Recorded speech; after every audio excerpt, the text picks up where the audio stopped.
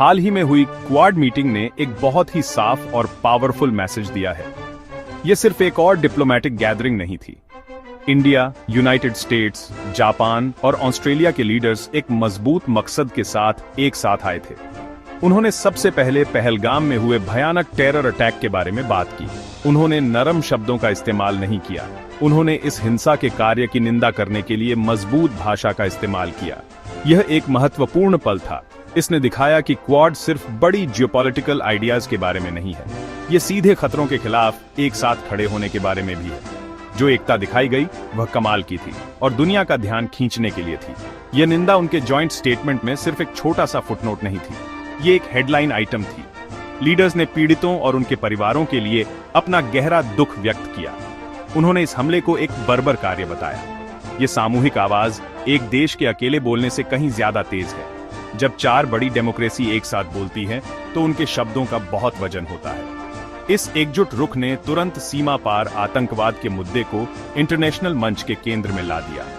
इसने यह साफ कर दिया कि ऐसे हमले सिर्फ इंडिया की प्रॉब्लम नहीं है, वे उन सभी देशों के लिए एक प्रॉब्लम है जो शांति और रूल्स बेस्ड ऑर्डर में विश्वास करते हैं। यह क्वाड द्वारा एक जानबूझकर और कैलकुलेटेड कदम था। इस स्टेटमेंट का समय भी बहुत महत्वपूर्ण है। यह हमले के कुछ ही दिनों बाद आया।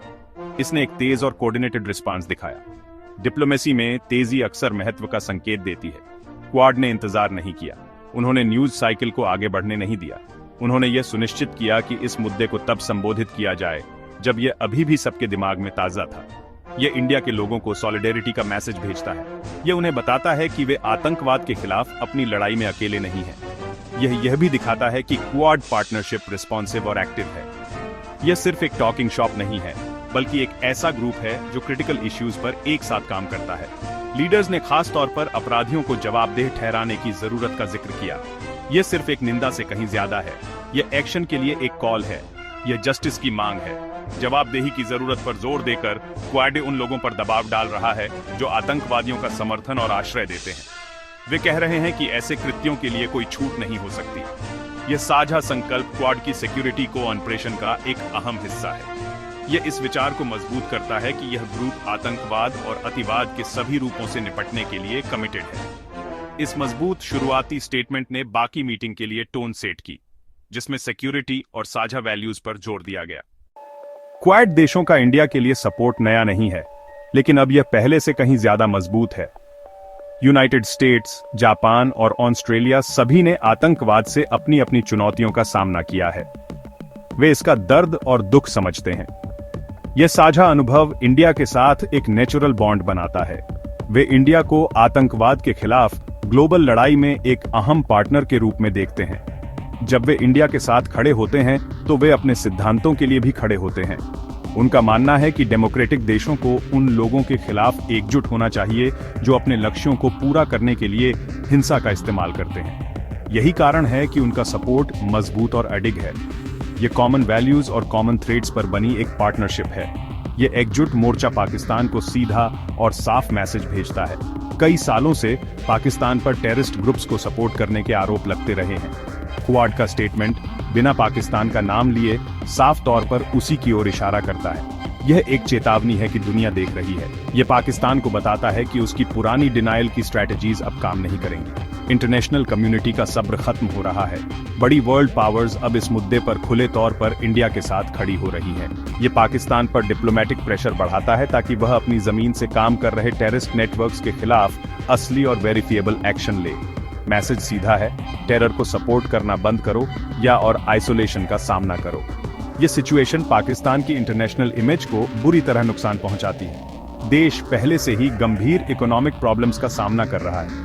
इसे इंटरनेशनल कम्युनिटी से मदद और सपोर्ट की जरूरत है। लेकिन जब आपको आतंकवाद का स्पॉन्सर माना जाता है तो यह मदद मिलना मुश्किल होता है। क्वाड का स्टेटमेंट पाकिस्तान के लिए दूसरे देशों के साथ ट्रस्ट बनाना मुश्किल बनाता है।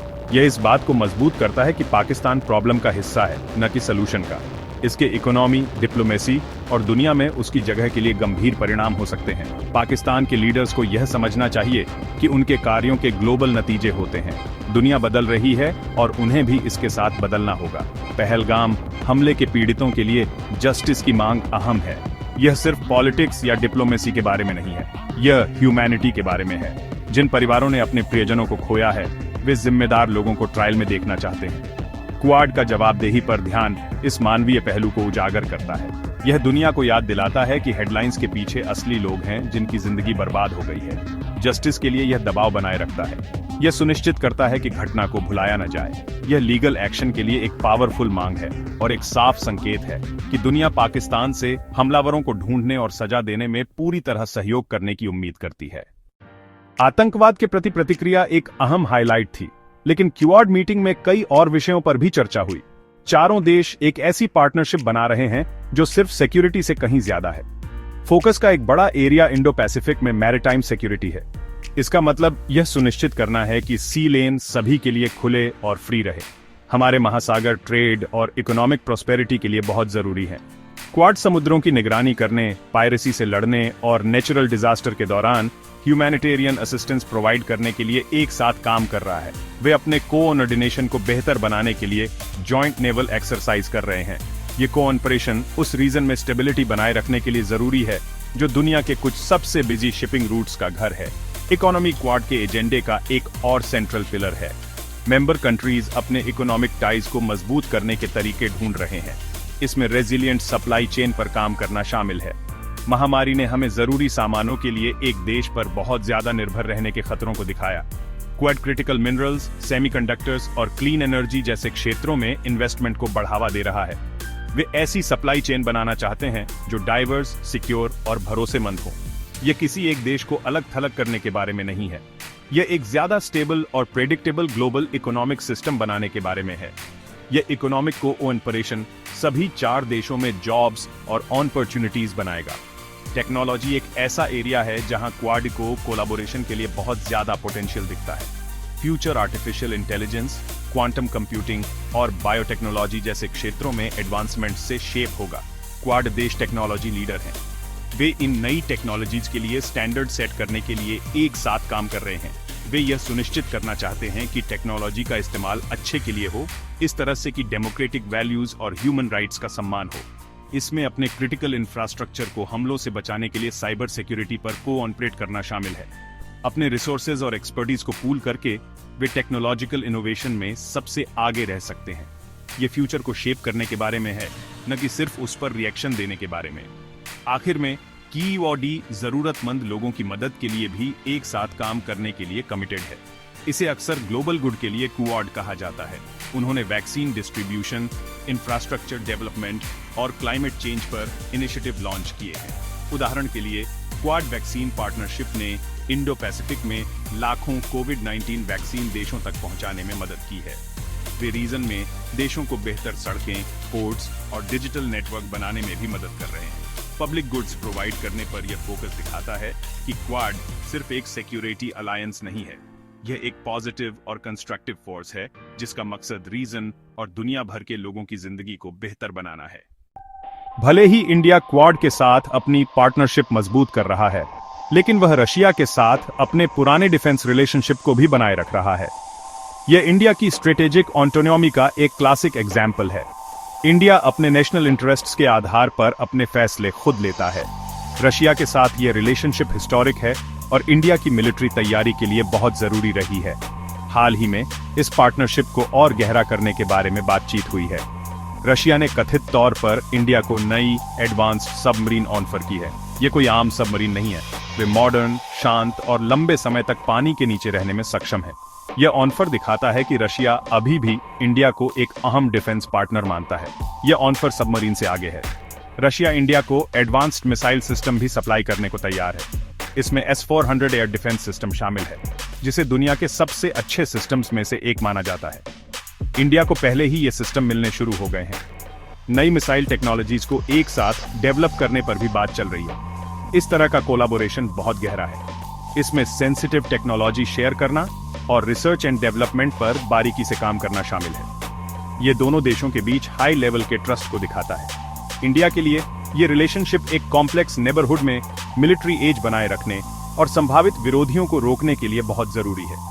ये बढ़ता डिफेंस को ऑपरेशन ऐसे समय में हो रहा है जब रशिया यूक्रेन युद्ध के कारण इंटरनेशनल आइसोलेशन का सामना कर रहा है। कई वेस्टर्न देशों ने रशिया पर सैंक्शन लगाए हैं, लेकिन इंडिया ने एक अलग रास्ता चुना है। इसने रशिया की सार्वजनिक रूप से निंदा नहीं की है, इसने शांति और बातचीत का आह्वान किया है। यह बैलेंस्ड अप्रोच इंडिया को रशिया और वेस्ट दोनों के साथ अपने कम्युनिकेशन के चैनल खुले रखने की अनुमति देता है। यह एक मुश्किल बैलेंसिंग एक्ट है, लेकिन इंडिया का मानना है कि यह उसकी सिक्योरिटी के लिए जरूरी है। इंडिया को रशियन हथियारों की जरूरत है और उसे क्वाड की पार्टनरशिप की भी जरूरत है। इस कॉम्प्लेक्स जियोपॉलिटिकल लैंडस्केप को नेविगेट करना आज इंडियन फॉरेन पॉलिसी की सेंट्रल चुनौती है। इंडिया रशिया डिफेंस रिलेशनशिप दशकों के इतिहास पर बनी है। कोल्ड वॉर के दौरान सोवियत यूनियन इंडिया का सबसे भरोसेमंद मिलिट्री हार्डवेयर सप्लायर था। वह विरासत आज भी जारी है। इंडिया के मिलिट्री इक्विपमेंट का एक बड़ा हिस्सा रशियन मूल का है। इसका मतलब है कि इंडिया स्पेयर पार्ट्स, मेंटेनेंस और अपग्रेड के लिए रशिया पर निर्भर करता है। रातों रात किसी दूसरे सप्लायर पर स्विच करना आसान नहीं है। इसलिए मॉस्को के साथ अच्छे संबंध बनाए रखना इंडियन आर्म्ड फोर्सेस के लिए एक प्रैक्टिकल जरूरत है। यह हिस्टोरिकल डिपेंडेंस एडवांस टेक्नोलॉजी के नए ऑफर्स के साथ मिलकर यह सुनिश्चित करता है कि इंडिया रशिया डिफेंस पार्टनरशिप आने वाले समय में मजबूत बनी रहेगी। रशिया से नई सबमरीन में इंडिया की दिलचस्पी को इंडियन ओशन में सिक्योरिटी सिचुएशन के संदर्भ में देखा जाना चाहिए। लहरों के नीचे एक शांत लेकिन तीव्र कंपटीशन चल रहा है। इंडिया को अपनी लंबी कोस्टल लाइन और अपने मैरिटाइम इंटरेस्ट्स को बचाने के लिए एक मजबूत और मॉडर्न सबमरीन फ्लीट की जरूरत है। सबमरीन डिटरेंस के लिए बहुत अहम है। वे सीक्रेट रूप से काम कर सकती हैं और सेकंड स्ट्राइक कैपेबिलिटी प्रोवाइड कर सकती हैं, जो इंडिया के न्यूक्लियर डॉक्ट्रिन का एक अहम हिस्सा है। इंडियन नेवी फिलहाल रशियन, जर्मन और इंडिजीनस सबमरीन के मिक्स का संचालन करती है। हालांकि इनमें से कई पुरानी हो रही हैं और उन्हें बदलने की जरूरत है। फ्लीट को एक्सपैंड और मॉडर्नाइज करने की तुरंत जरूरत है। इंडिया के लिए चुनौती दो मोर्चों से आ रही है, चाइना और पाकिस्तान। चाइना की नेवी बहुत तेजी से बढ़ी है। अब उसके पास दुनिया के सबसे बड़े सबमरीन फ्लीट्स में से एक है, जिसमें nuclear powered ballistic missile submarine भी शामिल हैं। चाइनीज सबमरीन इंडियन ओशन में तेजी से एक्टिव हो रही है। उन्हें नियमित रूप से पाकिस्तान और श्रीलंका जैसे देशों के पोर्ट्स पर डॉक करते हुए देखा जाता है। यह बढ़ती चाइनीज प्रेजेंस इंडिया के सिक्योरिटी प्लानर्स के लिए एक बड़ी चिंता का विषय है। यह इंडिया के अपने मैरिटाइम बैकयार्ड में ट्रेडिशनल डोमिनेंस को चुनौती देता है। इंडिया के पास इस खतरे को प्रभावी ढंग से मॉनिटर करने और उसका मुकाबला करने की क्षमता होनी चाहिए। साथ ही पाकिस्तान भी चाइना की बहुत मदद से अपनी अंडर वाटर कैपेबिलिटीज को बढ़ा रहा है। पाकिस्तान चाइना से 8 नई हैंगर क्लास सबमरीन खरीद रहा है। ये modern air independent propulsion submarine है।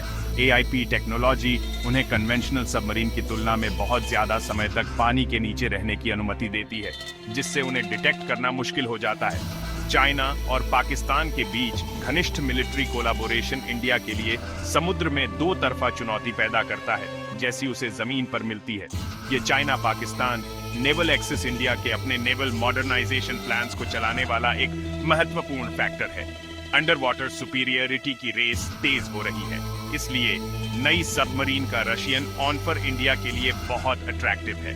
यह एक क्रिटिकल कैपेबिलिटी गैप का संभावित सलूशन प्रोवाइड करता है। इंडिया को चाइना और पाकिस्तान की संयुक्त नेवल पावर के खिलाफ एक क्रेडिबल डिटरेंट बनाए रखने के लिए तेजी से काम करने की जरूरत है। सबमरीन बनाना एक कॉम्प्लेक्स और समय लेने वाली प्रक्रिया है। रशिया जैसे भरोसेमंद पार्टनर से उन्हें खरीदना नेवी की ताकत बढ़ाने का एक तेज तरीका हो सकता है।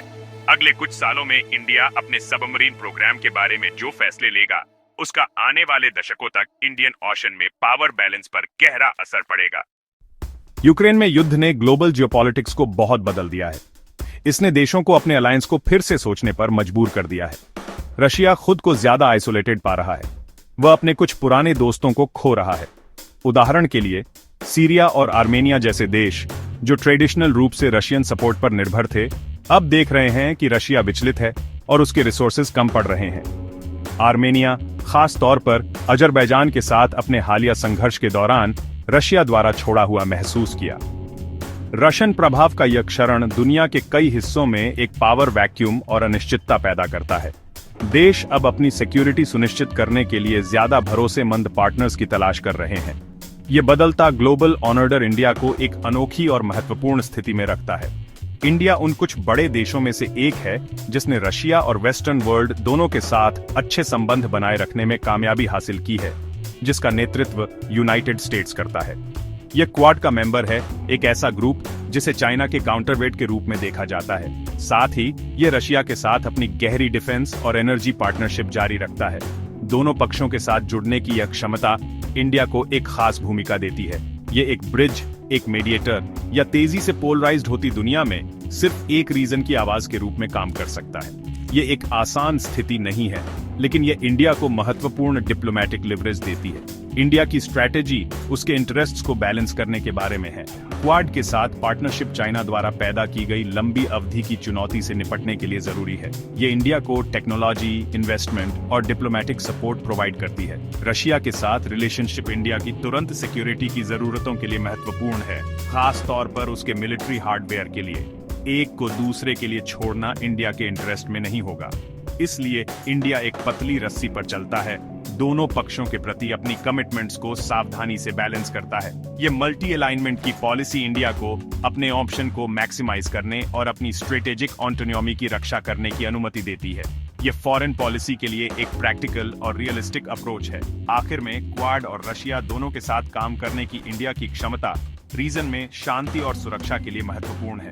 एक स्टेबल इंडिया मजबूत पार्टनरशिप के साथ साउथ एशिया और व्यापक इंडो पैसिफिक में एक स्टेबलाइजिंग फोर्स के रूप में काम कर सकता है। सभी बड़ी शक्तियों के साथ जुड़कर इंडिया संघर्षों को मैनेज करने और उन्हें बढ़ने से रोकने में मदद कर सकता है। उसकी आवाज वॉशिंगटन, टोक्यो और कैनबरा के साथ साथ मॉस्को में भी सुनी जाती है।